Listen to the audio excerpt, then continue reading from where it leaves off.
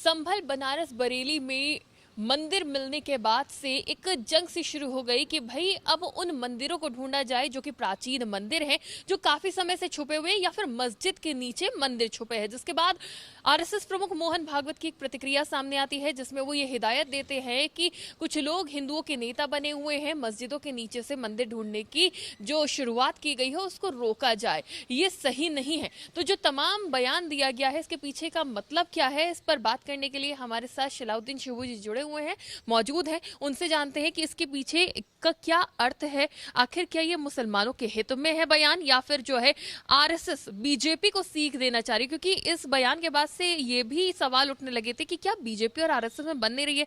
सबसे पहले इस बयान से शुरुआत करेंगे। देखिए, आरएसएस जो है वो शोध करता है, रिसर्च करता है और रिसर्च के बाद कोई बयान देता है। जो आपने पूछा कि बयान के पीछे लॉजिक, चूंकि हम लोग खुद शोध करते हैं, समाज का काम करते हैं, समाज कल्याण पे वर्क करते हैं, तो पॉलिटिकल लोग भी हमसे अछूते नहीं रहते हैं। लॉजिक ये है कि कमंडल से पहले मंडल आया, और जब मंडल आया तो हमें लगता है बड़ी जल्दबाजी में आया। मंडल एक अच्छा कदम था, पिछड़ों को आरक्षण मिला 27%, बहुत अच्छा कदम था, लेकिन मंडल को लाने से पहले जो रिसर्च होना चाहिए थी वो रिसर्च नहीं हुई। उसका नतीजा ये हुआ कि जो पूरा देश जातिवाद की आग में झुलस गया, उससे आज तक हम बाहर नहीं आ पाए। आज जो देश के अंदर जातिवाद पनपा है, उसका असर यह है कि आज प्रधानमंत्री पूर्व हमारे जो लेकर आए थे मंडल को, माननीय वीपी सिंह साहब, उनको सब भूल गए। आज जात के नाम पे मुलायम सिंह नेता हो गए, जात के नाम पे लालू प्रसाद यादव हो गए, जात के नाम पे रामविलास पासवान हो गए, जात के नाम पे चौटाला हो गए, जात के नाम पे अजीत सिंह हो गए। हर जगह एक नेता पैदा हो गया, और जो कमांड थी वो कमांड खत्म हो गई, और जातिवाद से आज भी हम देश को बाहर नहीं निकाल पाए। वही बिल्कुल उसी तरह का जो पिक्चर है वो कमंडल में हुआ। कमंडल ले आए।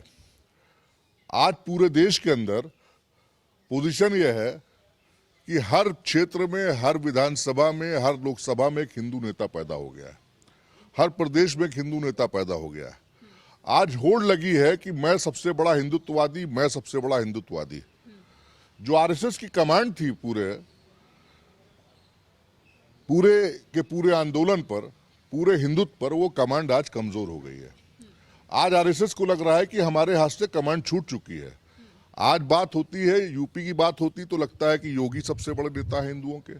देश की बात होती है तो लगता है कि मोदी सबसे बड़े नेता हिंदुत्व के हैं। बिहार चले जाइए तो लगता है गिरिराज किशोर नेता हिंदुओं के हैं।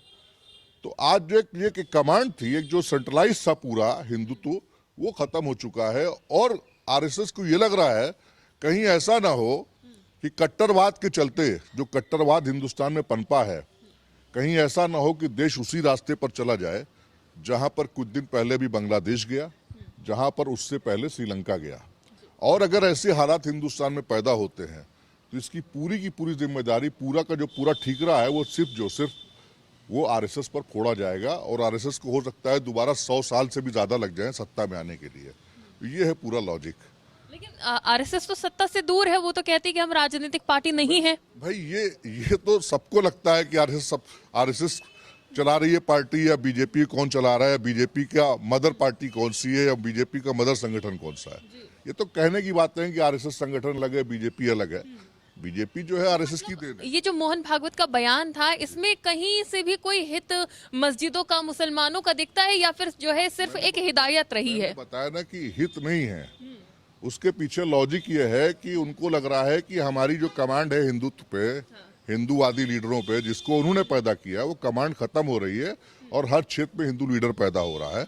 और जो कम्युनिज्म हिंदुस्तान में फैल रहा है, जो सांप्रदायिकता फैल रही है, उससे कहीं ना कहीं कट्टरवाद से वही हालात हो सकते हैं जो बांग्लादेश में हुए, जो श्रीलंका में हुए, और अगर ऐसा होता है तो इसका पूरा ठीकरा जो है वो आरएसएस पर फोड़ा जाएगा। यानी हिंदूवादी नेताओं की जो छवि कुछ नेताओं की बनती जा रही है उससे बीजेपी में जैसे कई बड़े चेहरे हैं, तो इससे आरएसएस खतरा महसूस कर रही है, जबकि वो खुद मदर पार्टी रही है बीजेपी की।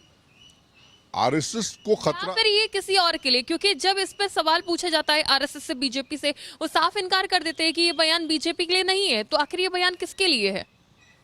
भाई देखिए, सारी दुनिया जानती है कि बीजेपी की मां आरएसएस है। आरएसएस जो पॉलिसी लेकर आती है उसका क्रियान्वयन करने का काम बीजेपी करती है।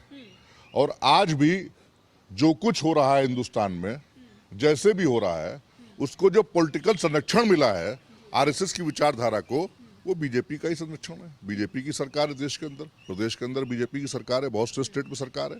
तो आरएसएस की जो विचारधारा है उसको लागू कराने का काम, उसको सपोर्ट करने का काम बीजेपी की सरकारें करती हैं। तो क्या क्रियान्वयन होगा? मंदिरों के नीचे मस्जिद ढूंढने पर जो रोक लगाने की बात कही गई थी, तो क्या मोहन भागवत की बात को मानेगी सरकार? उत्तर प्रदेश की योगी सरकार की बात कर ले, या फिर इसमें केंद्र हस्तक्षेप करेगा? केंद्र में भारतीय जनता पार्टी की सरकार है, क्या आपको लग रहा है कि कुछ ऐसा हो सकता है?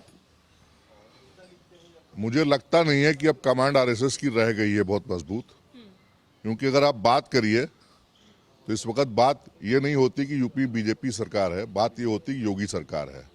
केंद्र में बात करिए तो ये नहीं होता है कि बीजेपी सरकार है, बात होता है कि मोदी सरकार है। तो आज आरएसएस को मालूम है कि कमांड हमारे हाथ से पूरी तरह से छूट चुकी है।